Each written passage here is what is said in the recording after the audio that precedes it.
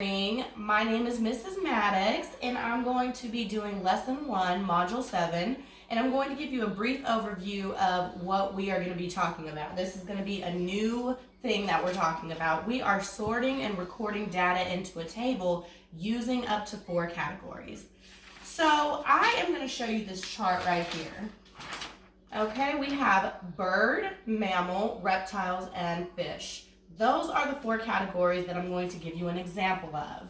And as you can see, there are different characteristics for each one. For example, bird, we know they have feathers, wings, 2 legs, they lay eggs, and they're warm-blooded. So this is what we're going to go off of. Now, what I'm going to do is I'm going to show you a picture. And in this picture, we are going to see which animal characteristic it would fall under, okay? So I'm going to lay this down real quick, and we're going to start with this picture right here, a polar bear. It says the polar bear's thick coat of insulated fur protects against the Arctic cold. Now looking at this chart, I'm going to give you about 10 seconds to figure out what category that would fall under. If you said mammal, that is correct. This animal has hair or fur. And it has a live birth, lungs, and warm-blooded. So this would fall under mammal. And let's do another one just as an example. Let's do and we've never heard of this, a rough green snake. Okay, just look at the picture of the rough green snake. It says, rough green snakes lay 4 to 12 sticky eggs under a flat stone or log. I'm going to give you 10 seconds to figure out which category that's going to fall under. If you said reptile, you are correct. The rough green snake has scales and dry skin, and it also lays eggs, like the chart says. So we are putting things into different categories and using a chart, bar graph, or just something to go ahead and separate everything, okay? So when we're doing that, we can say, for example, the polar bear. A polar bear has, and we said it was a mammal, hair or fur, and lungs, and what can it do? The mothers feed their young with milk, and it is a mammal. So using this right here, you can always try to figure out, and use this in a sentence, how a picture is going to fall under these characteristics. So I'm going to lay that right here. All right, now I can't pass out picture cards to you, but I can show you this. If I take all my picture cards right here, and I'm just going to lay them out so you can see, can you zoom in a little bit? These are just some of the animals. And as I've looked through the animals, I have decided which ones are birds, which ones are mammals, which ones are reptiles, and which ones are fish. So this right here is going to show me the data I need to know. Now, how many birds do I have in this graph right here? Yes, 4 birds. How many mammals? Let's count in case you've forgotten about tally marks. This is 1, 2, 3, 4, and the slash is going to be 5. So how many mammals do you see? I see 5, 6, 7, 8. So that is how we're going to answer questions about classification and graphing. Okay?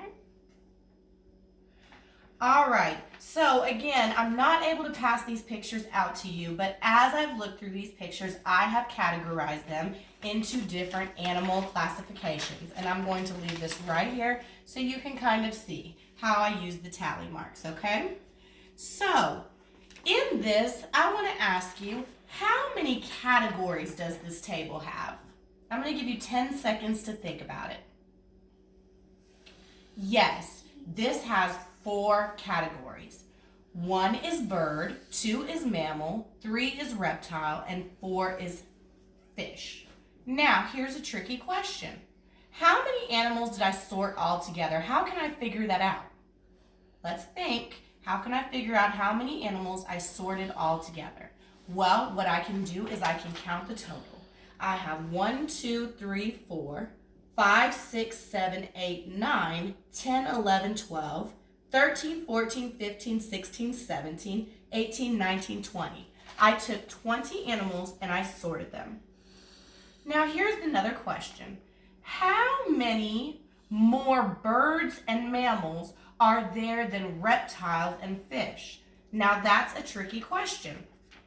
I'm going to take out my scratch paper or my whiteboard. And the question again said, how many more birds and mammals?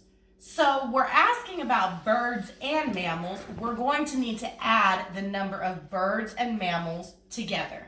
That is 4 plus 8. That is 12. So I'm going to write 12 down on my whiteboard. Now it says, are there then reptiles and fish? How many reptiles and fish do I see? I see 5, 6, 7, 8. 8. Now, when it asks how many more, what are we going to do to find how many more of those 4 categories we have together? We're going to subtract. So we're going to take 12 minus 8. 12, 11, 10, 9, 8, 7, 6, 5, 4. My answer is going to be 4. Okay? Now, what are some other ways we could organize these animals? Let's think about that for a minute. It's just a critical thinking question. What is another way that we can organize these animals other than bird, mammal, reptile, and fish? Okay. I know a way. We can separate them by their habitats. We can write down which ones live in the Arctic, which ones live in the woodlands, and which ones live in the ocean. There's all sorts of ways to categorize things. But usually you'll get directions on your problem set how to categorize. But you can categorize these things in several different ways. Which ones lay eggs? Which ones don't lay eggs? Which ones live where? All different ways to categorize. So, in your packet, you have a problem set that I want you to complete. After you complete that problem set, you are going to complete the exit ticket. Please remember how we started. We started with animal characteristics. We separated those 4 different ways. We classified them, and we made tally marks to represent. Okay?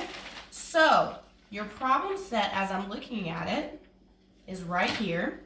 And it says, count and categorize each picture to complete the table with tally marks.